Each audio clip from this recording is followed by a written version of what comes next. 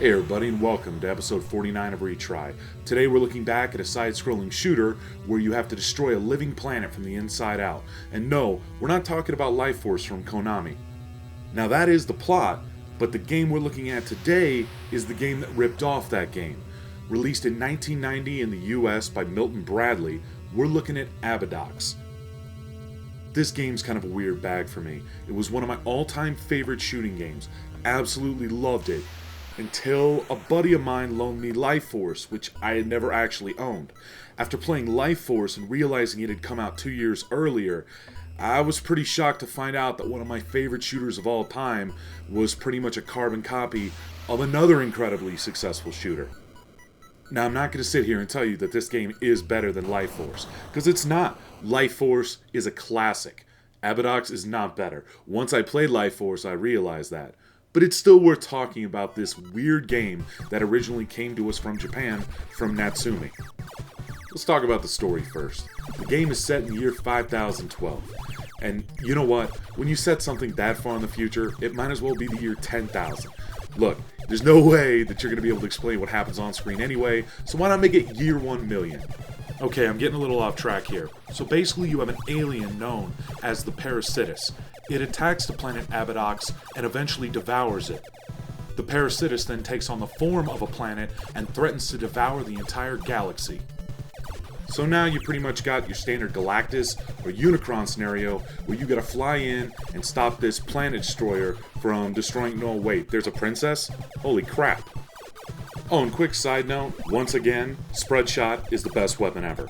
Gee, I feel like I've said this before. Oh, Spread Shot, how I love you. You're always awesome in every game you're in. I know you've heard me say it before, that Spread Shot is the best video game gun ever made. Talk about man crush. Give me another year making these videos and Spread Shot will be my girlfriend. What was I talking about? Oh yeah, there was a princess.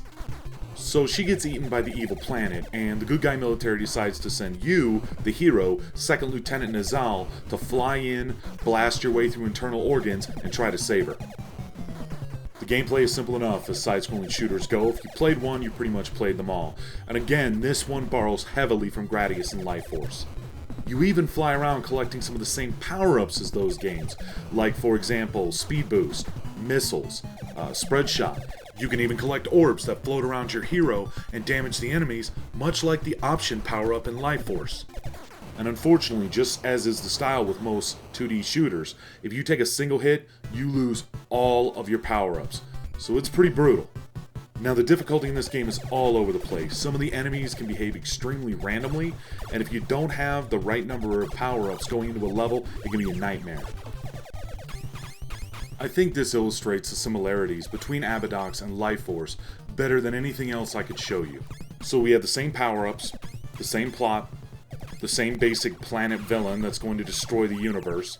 Either Konami didn't feel that this game was competition, or since Life Force came out 2 years before it, they felt that they had already made their money off it. Either way, they decided not to sue Natsume.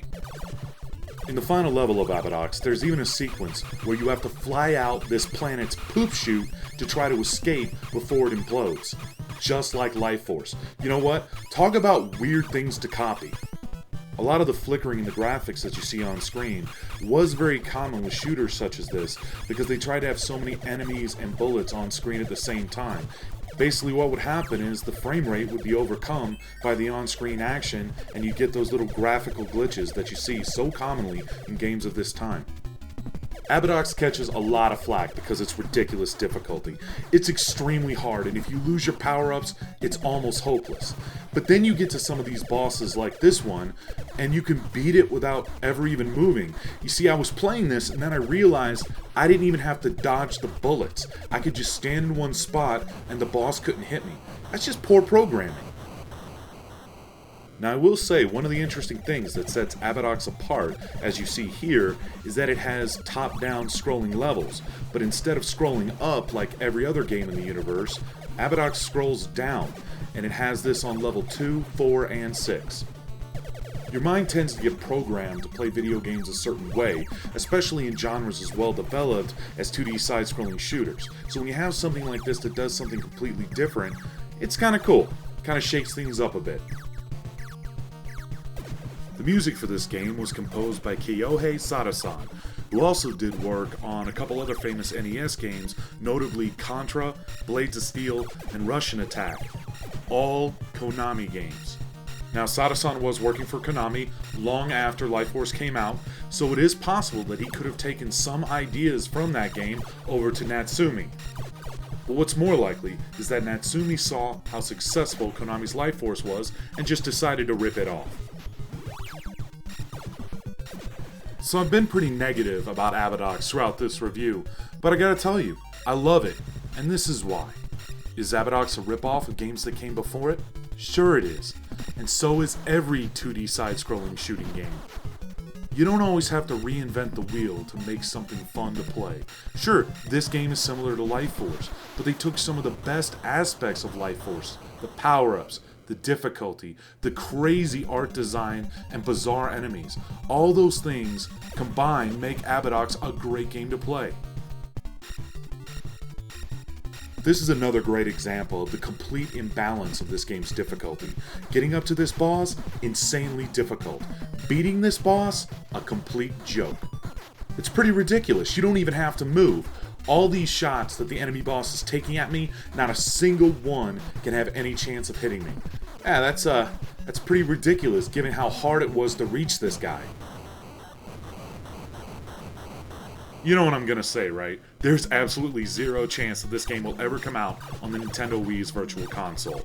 I wouldn't expect the Abadox sequel to come anytime soon either. So what are you left with? eBay and pawn shops. And good news, once again, because this game isn't really universally loved, it's dirt cheap and well worth picking up. Seriously, I'm talking maybe $3 average price on eBay, and I've seen it in secondhand stores for as low as $1. So if you're a fan of old school shooters, this is definitely one that should be in your collection.